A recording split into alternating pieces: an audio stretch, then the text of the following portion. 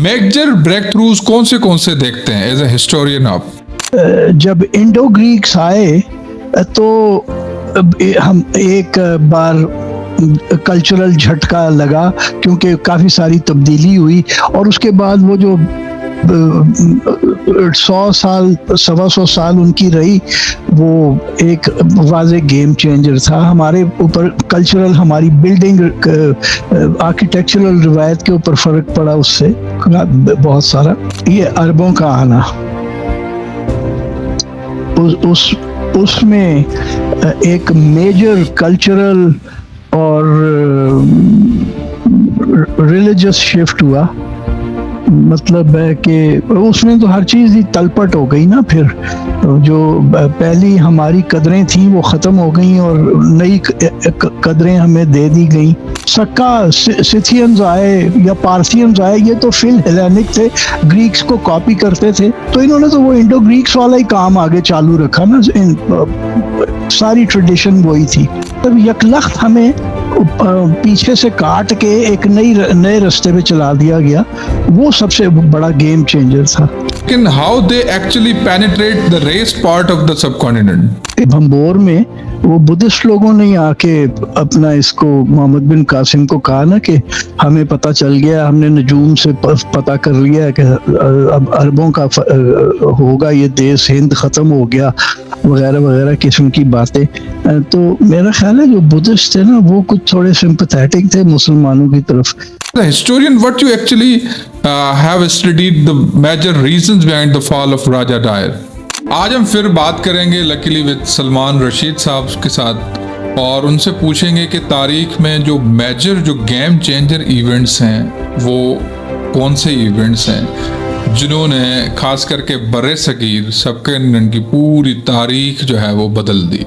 इसमें culture, identity, political और economic हालात जो है वो किस तरह के ऐसा वो शिफ्ट हुए कि अभी तक वो संभल नहीं सके। वास्ट टॉक्स में खुशामदीद। आज हम फिर बात करेंगे लकीली विद सलमान रशीद साहब के साथ और उनसे पूछेंगे कि तारीख में जो मेजर जो गेम चेंजर इवेंट्स हैं वो कौन से इवेंट्स हैं जिन्होंने खास करके बरे सगीर सबकॉन्टिनेंट की पूरी तारीख जो है वो बदल दी। इसमें कल्चर, आइडेंटिटी, पॉलिटिकल और इकोनॉमिक हालात जो है वो किस तरह के ऐसा वो शिफ्ट हुए कि अभी तक वो संभल नहीं सके। तो आइए सलमान रशीद साहब से पूछते हैं। सलमान रशीद साहब, बड़ी मेहरबानी, thank you for joining me again. हम जिस तरह से डिस्कस भी कर रहे थे ना कि हिस्ट्री में गेम चेंजर इवेंट्स जिस तरह से आप एंशिएंट हिस्ट्री में भी देखते हुए हैं, जस्ट फॉर काइंड ऑफ ऐसे एक ओवरलुक के तौर पर कहाँ से बड़े बड़े मेजर जो आप पीछे एंशिएंट हिस्ट्री में जाते हैं, मैं सिर्फ पहले एंशिएंट हिस्ट्री में बताएं मेजर ब्रेक थ्रूज कौन से देखते हैं एज ए हिस्टोरियन आप? देखिए, अलेक्जेंडर का आना भी यहाँ पे गेम चेंजर नहीं था, ठीक है, वो तो आया और गया।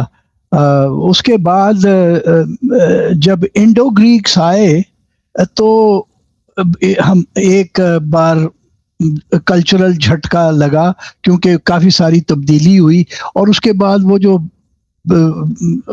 100 साल 125 साल उनकी रही वो एक वाज़े गेम चेंजर था हमारे ऊपर। कल्चरल हमारी बिल्डिंग आर्किटेक्चरल रिवायत के ऊपर फ़र्क पड़ा उससे बहुत सारा। और हमारी बहुत सारी जो फोकलोर है उसमें कुछ ग्रीक रंग भी आ गया। तो वो तो एक वो था। फिर ये जो आप अगला जो गेम चेंजर था ना वो था ये अरबों का आना। उसमें एक मेजर कल्चरल और रिलीजियस शिफ्ट हुआ।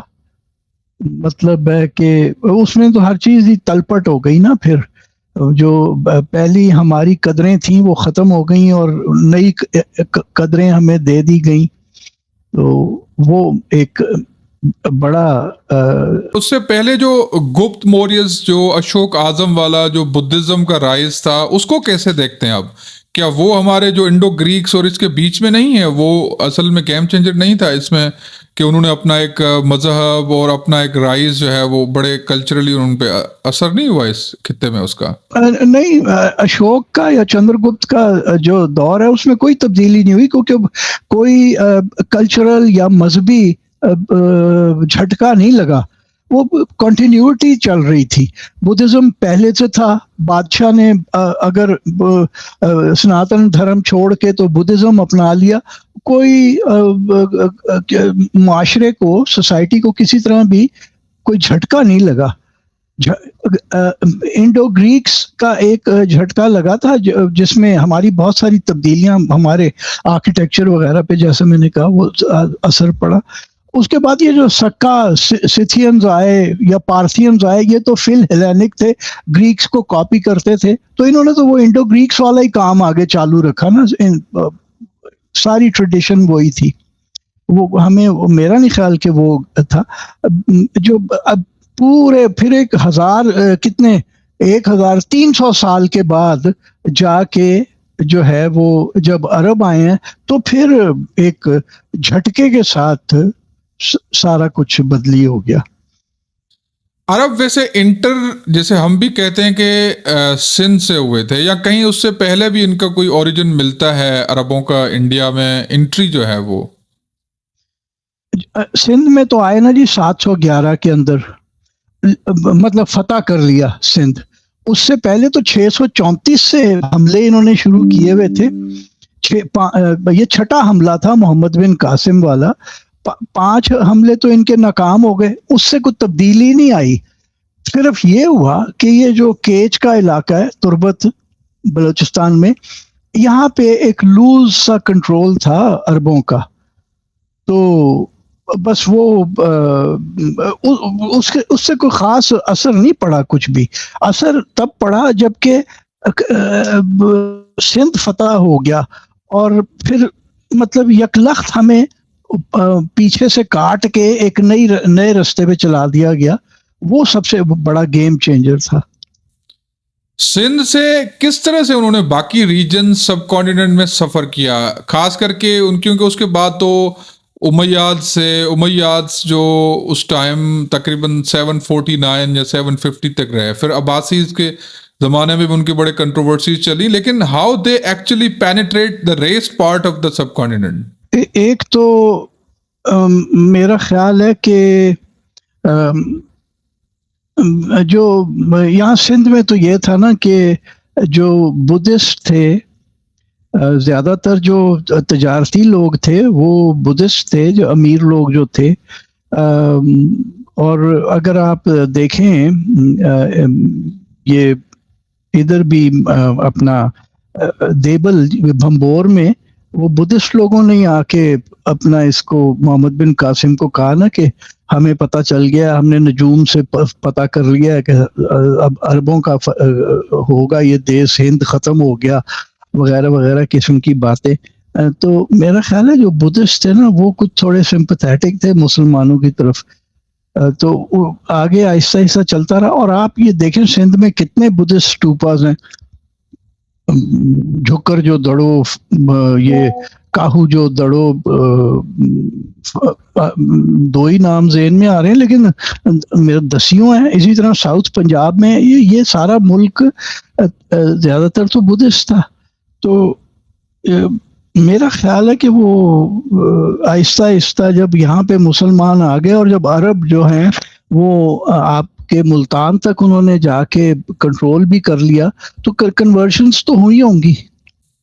हाँ, जो कन्वर्जन्स, और दूसरा आप हमेशा ये भी डिस्कस करते हैं, उसे हम बाद में चलते हैं, जो तुर्कों का आता है ज़माना, या जो मेजर चेंज आता है, शिफ्ट, जिसमें फिर वो पंजाब तक ऊपर पेनिट्रेट होता है। मुझे सिर्फ इतना बताएं कि राजा डायर के मेजर फॉल में क्या रीज़न था? What were the class system, Buddhism का उधर वहाँ इनके साथ, क्योंकि वो ब्राह्मण था, नीचे क्लास ज़्यादा बुद्धिस्ट थी, तो और या कुछ और रीजन से उनकी अपनी मिलिटरीली कोई रीजन था, क्योंकि उनके पास हाथियों की फौज थी, اور ان کے پاس جو ہے وہ عربوں کے پاس وہ اس زمانے کی ماڈرن سواری گھوڑا. تو اس what is a historian what you actually have studied the major reasons behind the fall of Raja Daher. راجہ ڈاہر کا جو ہے نا وہ ملیٹریلی تو وہ ٹھیک تھے. یہ عربوں نے بڑا جسے کہتے ہیں نا 3 سال لگائے یعنی ملتان تک پہنچنے میں. 711 میں آئے, 714 میں ملتان میں پہنچے. وہ وار آف ایٹریشن کر کھیل رہے تھے عرب جو ہیں کہ دیکھیے پہلے دیبل کو لیا, پھر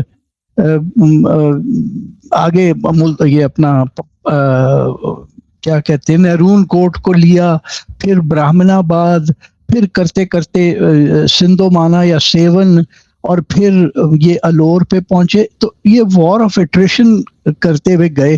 میرا خیال ہے جو کہ کتاب میں تو کسی میں نہیں میں نے پڑھا, 2 ہی کتابیں میں مانتا ہوں جو مستند ہیں, چچنامہ اور فتوح البلدان, کہ یہ ری انفورسمنٹس کتنی منگوا رہے تھے.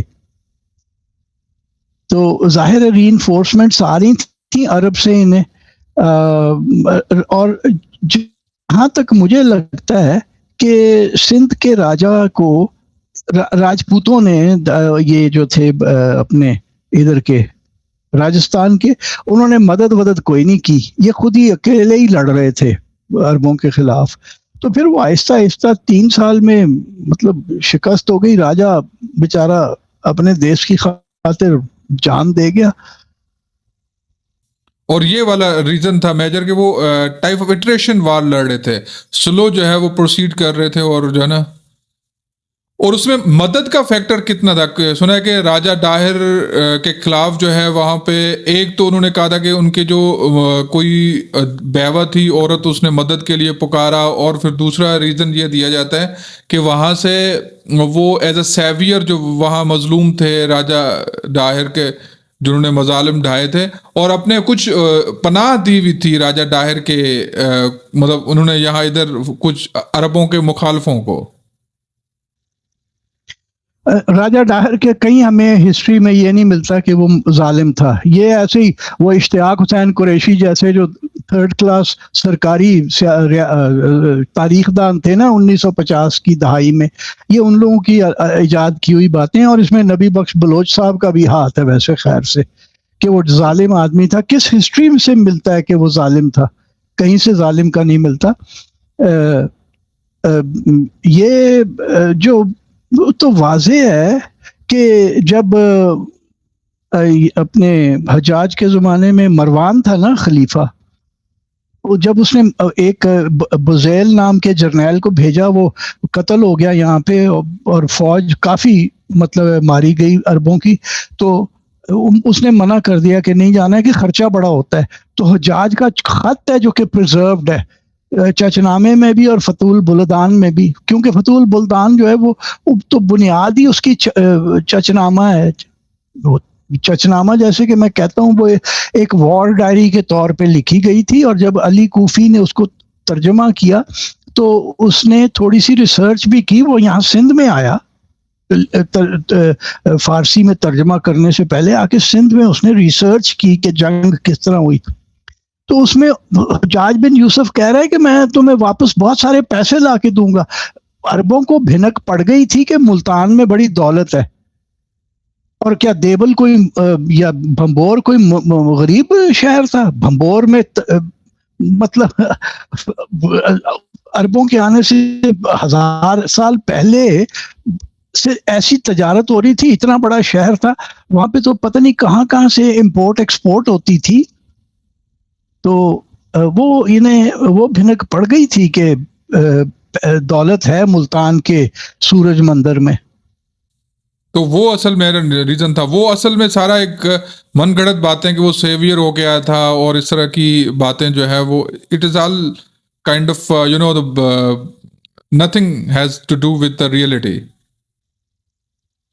محمد قاسم کو سیویئر مان رہے تھے جی, وہ صرف وہی مان رہے تھے نا جو 705 عیسوی سے وہ عورتیں اور بزیل کی جو ناکام وہ تھی اپنی ایکسپیڈیشن, اس کے جو قیدی تھے, فوجی قیدی بھی رکھے ہوئے تھے انہوں نے یہاں پہ, وہی لوگ سیویئر مان رہے تھے. بس صرف یہ فرق تھا بعد میں آنے والے ترکوں میں سے اپنے محمد بن قاسم میں کہ یہ اس نے اس طرح سے ظلم کر کے جزیہ نہیں لیا جیسے ترک کرتے تھے. تو اچھا پھر یہ بتائیں آگے چل کے یہ ہم ان سے اپنی آئیڈینٹی جوڑنے والی باتیں, یا پھر وہی والی بات ہے نا, کیونکہ اس ٹائم تک ملتان تھا یا کچھ حصے تھے اوپر کے جو وہاں سے مسلمان ہونا شروع ہوا, تو پھر اصل جو میجر آپ کو کیا لگتا ہے کہ چینجز, تبدیلیاں جو یہ ترک لائے یا محمد بن قاسم کے بعد ہی ہونا شروع ہو گئی تھی؟ ہماری جو کلچرل چینج میجر جو ہے وہ کلچرل شفٹ اینڈ آئیڈینٹی جو ہمارا شفٹ تھا, اس کا کیا ریزن تھا؟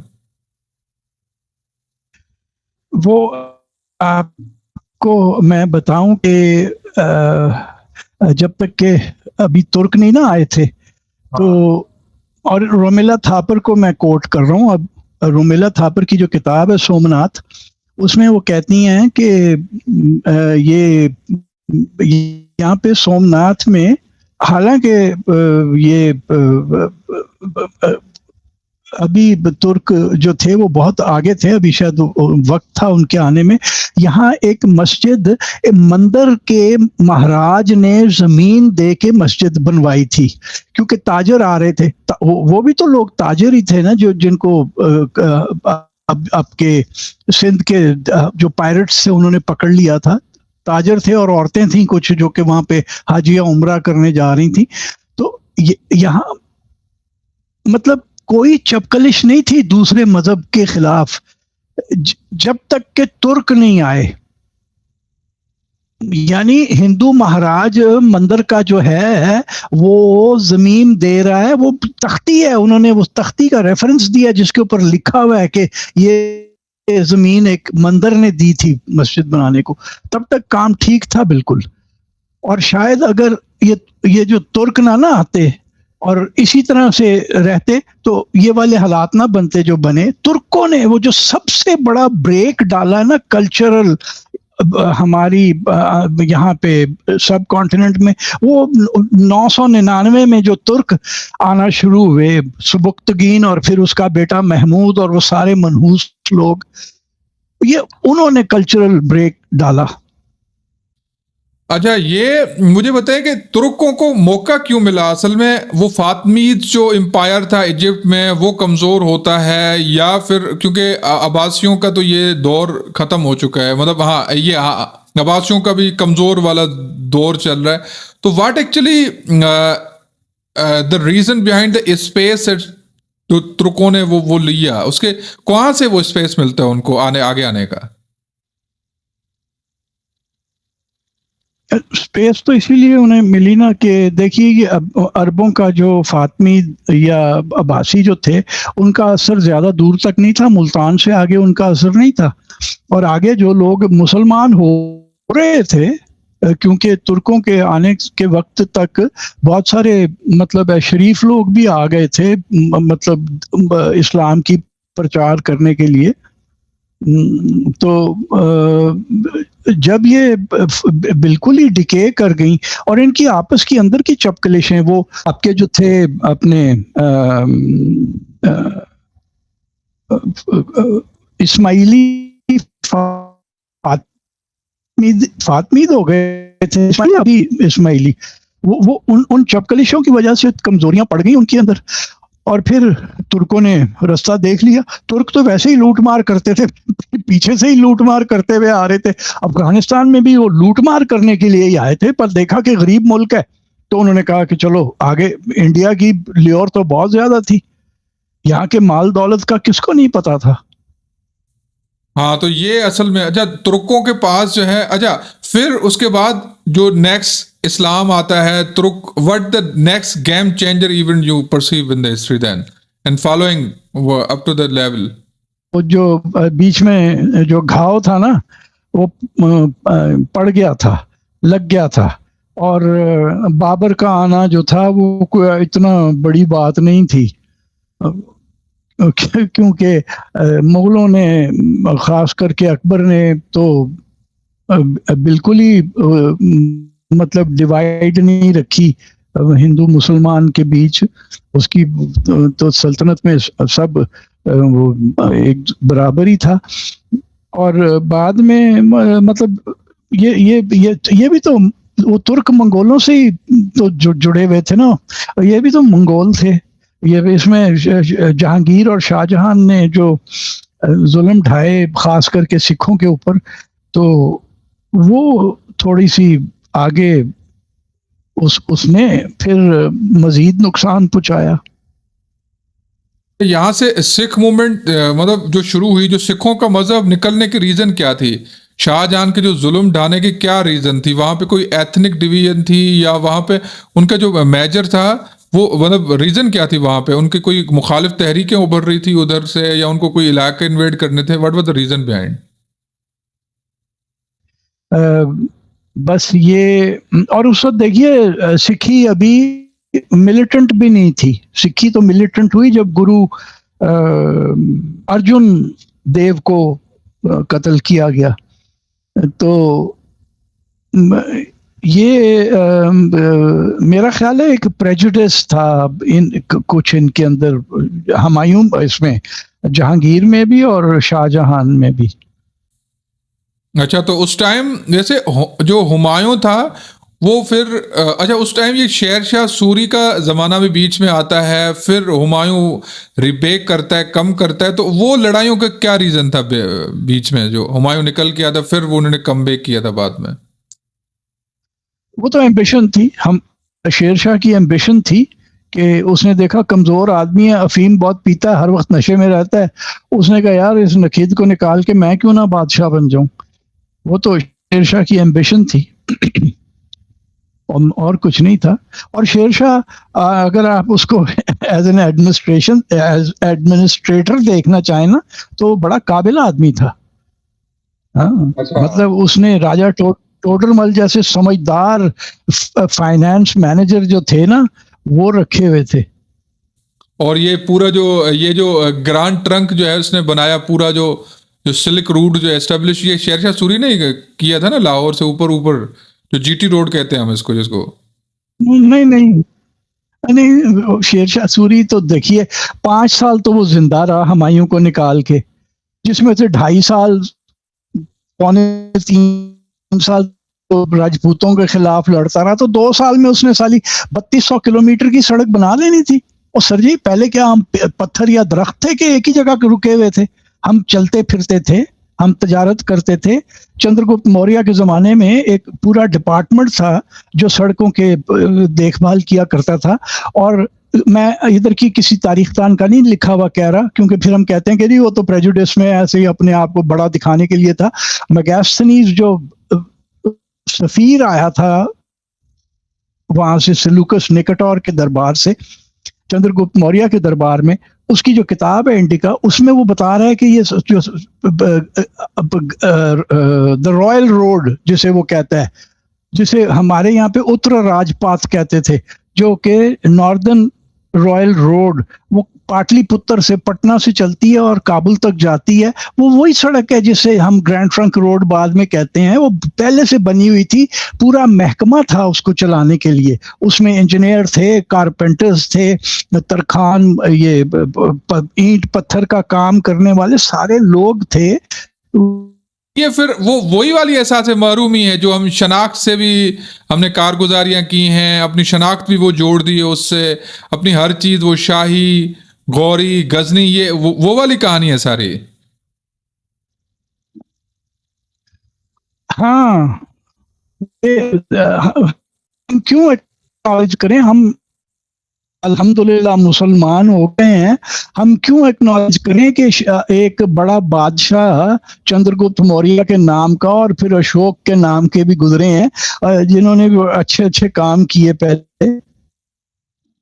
تو وہ کسی دیکھیے ہمارے منہ میں تو یہ کسی بیوقوف انگریز نے لکھا ہے, مجھے اب یاد نہیں ہے کہ کس نے لکھا ہے, لیکن اس نے دیا کہ grand trunk road Sher Shah Suri نے بنائی ہے. ہم نے بنا سوچے وہی آلاپ چالو کر دیا. مطلب اس پہ کوئی میں واقعی میں پہلی بار سن رہا ہوں انیسٹلی کہ یہ گرینڈ ٹرسٹ جو ہے وہ، کیونکہ ہم نے تو وہی لی ہے نا کہ شناخت بھی ہم سے اس سے الحمدللہ مسلمان ہو گئے، تو ساری ترقی جو ہے وہ محمود غزنوی، شیر شاہ سوری اور انہوں نے ہمیں اس کانٹیننٹ میں جو بھی ہم ہیں آج ان کی وجہ سے، تو میں پہلی بار سن رہا ہوں کہ گرانڈ ٹرنک جو ہے وہ شیر شاہ سوری مطلب اس طرح کے منسوب نہیں کر سکتے ہم. ہاں بالکل، یہ دیکھیے وہ مسلمان تھا نا جی. ہم نے تو دیکھیے جب ہم مسلمان ہو گئے اور خاص کر کے جب پاکستان بننے کے بعد اشتیاق قریشی جیسے ہم نے تاریخ دان جو ہیں پیسوں پہ پال لیے، تو پھر انہوں نے تو اسی قسم کے الاپ لکھنے تھے، اور وہ ہم بالکل نہیں ماننا چاہتے تھے کہ پہلے بھی کچھ ٹھیک تھا. یہاں پہ اسلام آنے سے پہلے ہم نے تو اسلام آیا تو ہم نے شروع کیا کہ جی انڈیا کی تاریخ اسلام آنے سے چالو ہوئی. اب ہمیں کیونکہ وہ آپ کی آواز ٹھیک نہیں آ رہی تھی، جو آپ وہ انگریز اور جو وہ آپ جو وہ دے رہے تھے، جو ریفرنس دے رہے تھے تاریخی بک کا، وہ دوبارہ دے دیں تاکہ وہ یہ کلیئر آ جائے کہ شیر شاہ سوری کی جو اور یہ گرانڈ ٹرنک جو وہ کنسٹرکشن والے کہ جو گرینڈ ٹرنک روڈ ہے، ہمیں تو شیر شاہ سوری کے بیٹے دینہ ہم نے تو کیا اس سے پہلے ہم سفر نہیں کیا کرتے تھے ہمارے لوگ؟ مطلب ہمارے یہاں سے گریکس آپ کو پہلی صدی عیسوی کے اندر لکھ کے دے رہے ہیں کہ آپ کے یہاں کتنی سڑکیں ہیں اور کہاں کہاں جاتی ہیں اور آپ کے جہاز ران کہاں کہاں جاتے ہیں. یہ جو چندر گپت موریہ کے زمانے میں ایک جو وہاں گریس سے آیا تھا سفیر میگستنیز، اس نے ایک پوری کتاب لکھی. وہ 12-15 سال یہاں پہ رہا سفارتکار کے طور پہ اور چندر گپت موریہ کے دربار میں، اور اس نے وہ کتاب میں اس نے ہمیں بتایا کہ جناب جو پاٹلی پتر یا پٹنہ جو ہے وہاں سے ایک سڑک جاتی ہے، اس کا رستہ کیا ہے، وہ دلی سے ہوتی ہوئی وہاں سے پار کرتی ہے، پھر کدھر جاتی ہے، پھر کدھر جاتی ہے اور پھر کابل جاتی ہے. وہ روڈ کا ہمیں بتا رہا ہے، اور وہ ہمیں یہ بھی بتا رہا ہے کہ نہ B&R ہوتا تھا نا، بلڈنگز اینڈ روڈز، ایک روڈز ڈپارٹمنٹ تھا جو کہ جس میں انجینئر تھے، سٹون میسنز تھے، کارپنٹرز تھے، یہ لوہار تھے، یہ سارے لوگ تھے سڑک کو ٹھیک ٹھاک رکھنے کے لیے. اور سڑک جو ہے نا، جیسے یہ ہماری موٹر ویز اب ریزڈ ہوتی ہیں نا، اس کے اوپر ریزڈ روڈ بیڈ ہے. یہ چندر گپت کے زمانے میں یہ سڑک کا روڈ بیڈ جو تھا وہ اونچا تھا زمین سے، کہ ساون بھادوں میں جب بارش پڑے تو سڑک ڈوب نہ جائے. مطلب اتنا کچھ ہو رہا تھا.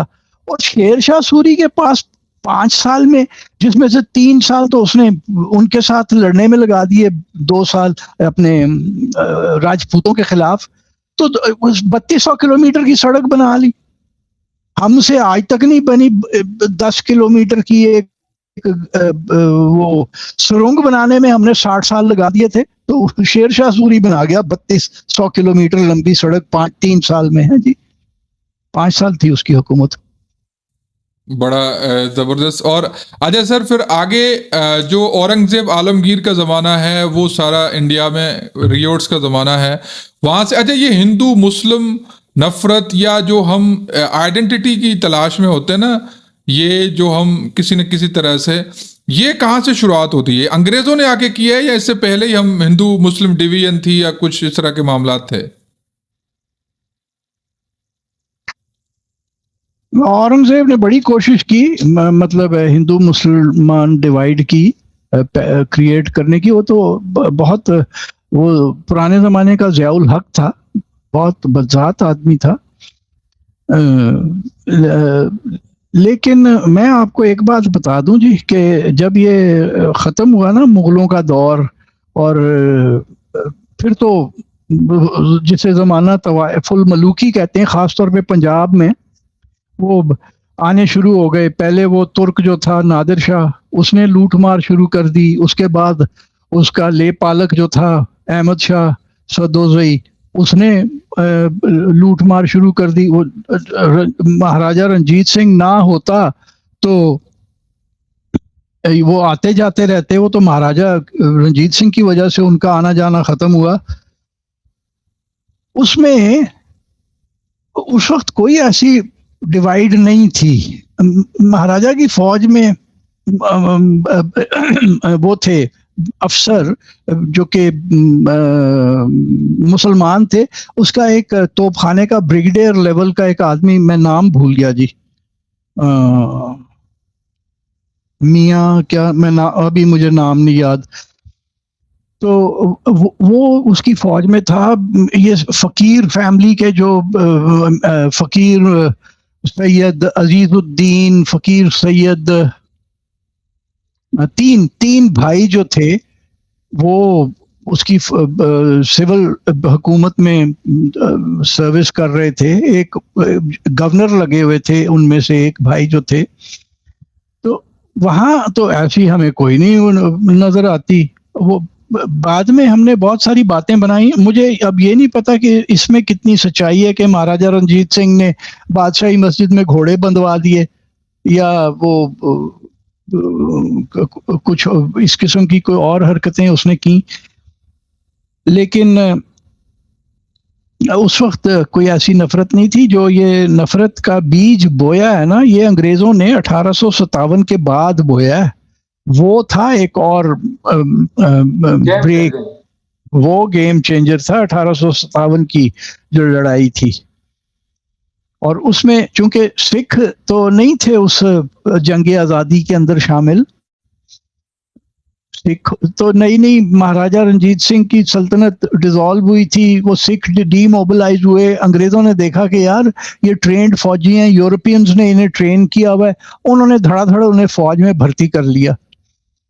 تو جو ہندو مسلمان تھے، یہ جنگ آزادی یا بغاوت جیسے بھی آپ اسے کہنا چاہیں، اس میں تو ہندو مسلمان تھے اور اکٹھے تھے انگریزوں کے خلاف. ٹھیک ہے جی. جب ہمارے باپ داداؤں کو توپوں سے باندھ کے انہوں نے پھٹا پھٹو دیا اور وہ ہار گئے، مطلب وہ جو جنگ تھی وہ ختم ہو گئی، تو پھر انگریزوں کو پریشانی لاحق ہوئی کہ یار یہ اگر اسی طرح رہا اور پھر دوسری بار اگر سکھ بھی ساتھ مل گئے تو بنے گا کیا ہمارا. کیونکہ انہیں میرٹھ اور لکھنؤ میں جو ان کے ساتھ ہوا تھا، اینڈرو وارڈ کی ایک کتاب ہے اور بونز آر سکیٹرڈ، اس میں پڑھتے ہیں رونگٹے کھڑے ہو جاتے ہیں کہ کس طرح مارے گئے تھے انگریز اور کیا ہوا ان کے ساتھ. تو وہ یہاں سے آگے کنٹینیو تھوڑا بہت صرف اتنا بتائیں کہ آپ نے بہت پڑھا ہے 1857 کو، جس طرح سے اس طرح کی بہت ساری جگہیں تھیں جہاں پہ بڑا ہولڈ تھا جو دیسیوں کا، لیکن اس کے پیچھے جو ہمارے ہاں بھی بڑے خاندان ہیں، کہا جاتا ہے کہ وہ ان کے مخبر بڑے تھے جن کو نوازا گیا، جانشین خاندان. ان کا ریزن کیا تھا بڑی شکست کا اتنا، اور کتنا نیٹ ورک تھا اتنا پھیلا ہوا؟ پاکستان میں ان کے بڑے مخبر تھے جو جن کو لوگوں کو خاندانی لوگ کہتے ہیں، جن کو ہر طرح کے لوگ ہوتے ہیں جی. دیکھیے جب عرب فوج آئی ہے تو دیبل کے لوگوں نے ہی جا کے اسے کہا نا کہ آ جاؤ بھائی، وہ ہم تمہاری مدد کریں گے، اور یہ اس کا وہ مندر کا تم ڈوم توڑو گے تو پھر شہر گرے گا.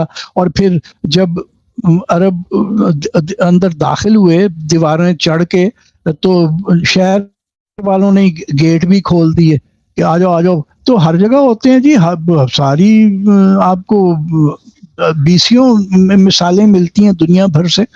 تو کیا ہوگا ہمارے بڑوں نے بھی. میجر میں وہ پوچھ رہا ہوں، میجر ریزنز کیا تھے 1857 میں اتنی بڑی شکست کا؟ میجر ریزنز کیا تھے آپ کے نظر میں؟ میرا خیال ہے کہ وہ جو ہمارے ایک تو دیکھیے ان کے پاس اتنا اکوپمنٹ نہیں تھا. ٹھیک ہے، جیسے اب ہو جاتا ہے نا کہ جی وہ کوئی دشمن ملک آپ کے خلاف جو لوگ لڑ رہے ہیں ان کو اسلحہ دیتا ہے، پیسہ دیتا ہے. اس وقت یہ جو تھے جنگ آزادی لڑنے والے، ان کی تو مدد باہر سے کہیں سے بھی نہیں ہو رہی تھی. کہ ہو رہی تھی؟ جی بالکل نہیں ہو رہی تھی نا. ہاں، تو بیچارے اس وجہ سے. اور پھر انگریز ذرا آرگنائز زیادہ تھے، مطلب ہو گیا وہ جیسے نیپیئر نے ٹالپروں کے خلاف جنگ لڑی، بعد میں اس نے کہا کہ جی بڑے دلیر لوگ ہیں، لیکن ان کے پاس پرانے ہتھیار تھے, وہ مزل لوڈر تھا سالا, وہ ٹھوک ٹھوک کے بندوق تیار کرنی تھی. ایک بار گولی چلا لی تو اس کے بعد آپ 15 منٹ بعد دوسری گولی چلانے کے قابل ہوتے. اسی طرح وہاں پہ ہوا کہ وہ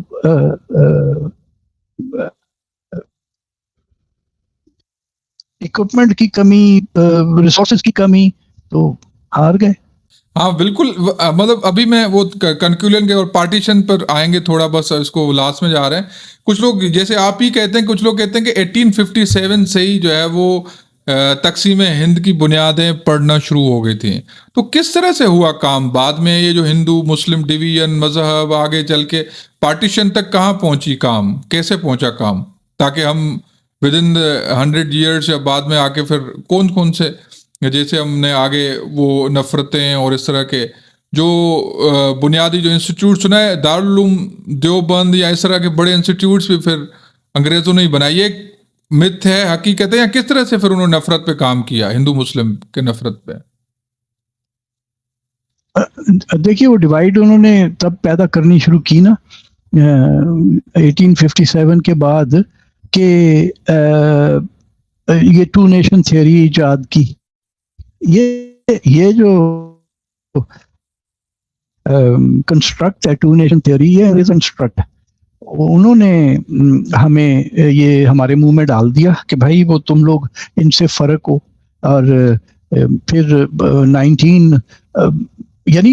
50 سال انہوں نے کام کیا. 1920s میں آ کے جب انہوں نے یہاں بہت لوگ کوشش کر رہے تھے ہندو مسلم ایک کیا, لیکن بیچ میں یہ بھی تھا, یہ زیادہ طاقتور انگریزوں کی جو وہ تھی اسکیم, وہ زیادہ طاقتور تھی کہ ان کو ڈیوائیڈ کر کے ہی چھوڑنا ہے. اور انہوں نے ہمیں یقین دلا دیا کہ ہم جو مسلمان ہیں, ہماری روٹی بھی فرق ہے, ہمارے کپڑے بھی فرق ہیں, ہماری شکلیں بھی فرق ہیں, ہمارے پتہ نہیں یہ بھی فرق ہے وہ بھی فرق ہے. کون سا فرق تھا؟ 1000 سال میں تو پہلے کوئی کسی نے ٹو نیشن تھیوری نہیں ایجاد کی. جنگ آزادی 1857 کے بعد ٹو نیشن تھیوری بھی بن گئی جناب. تو انگریزوں نے یہ اس میں ایک بڑا پارٹ پلے کیا, یہ اس کو خرابے کو آگے بڑھانے کے لیے. اچھا, پھر تقسیم ہند والی بات آگے چل کے, مطلب اس کے اثرات یا اس کی جو ساری جو ہماری ابھی recent history is the partition, that is a major game changer. How do you see the مطلب partition as a game changer?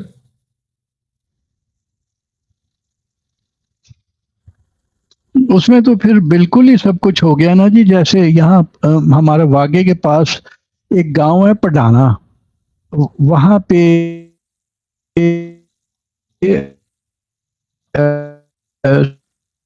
Sindhu ہیں, وہ بھی سندھو ہیں, جو وہاں سے سکھ وہ بھی سندھو ہی تھے, اور رشتہ داریاں تھیں آپس میں. تو وہ میں وہاں پہ بہت سال پہلے گیا, میں نے ان سے پوچھا, بزرگ ایک بیٹھے تھے, یاسین ان کا نام تھا. تو کہنے لگا جی, میں کہ جی تسی سارے اپنا سندھو سی تے بھائی چارہ, کہندا جی بڑا بھائی چارہ سی, ہم تو ایک دوسرے کے گھروں میں جاتے تھے, ایسے تھا ویسے تھا. پھر میں کیا پھر کی ہویا, اس نے جس طرح کہا نا, پھر ایک بات انہوں نے کی, ہم تو میلے ٹھیلے بھی اکٹھے جایا کرتے تھے. میں کہا پھر کی ہویا؟ کہتا ہے پھر ونڈ پہ گئی, تے پھر ساڈے میلے بھی وکھو وکھ ہو گئے. جس طرح اس نے کہا نا کہ پھر ساڈے میلے بھی وکھو وکھ ہو گئے, وہ دیکھیے وہ گیم چینجر کا ایک مطلب جیتا جاگتا ثبوت ہے کہ کس طرح پارٹیشن کے بعد بالکل ہی ہمیں علیحدہ کر دیا. پھر یہ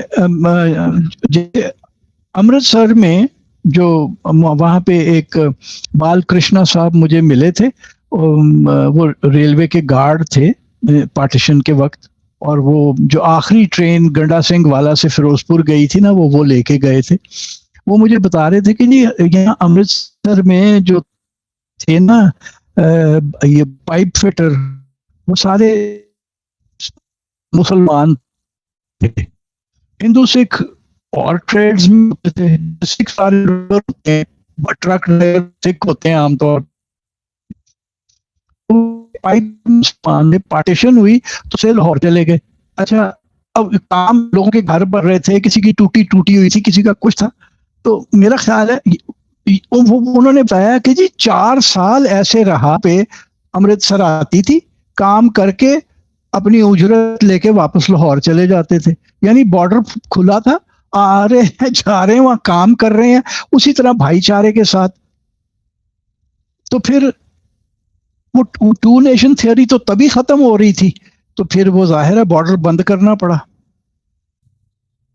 اچھا، تو ویسے تو پارٹیشن کی بہت ساری کہانیاں ہیں، کبھی ہم اس کو دوبارہ ڈسکس کریں گے. And thank you so much. ابھی تک چھوڑتے ہیں partition as a game changer سے، آگے پھر کبھی انشاءاللہ. And thank you so much sir once again.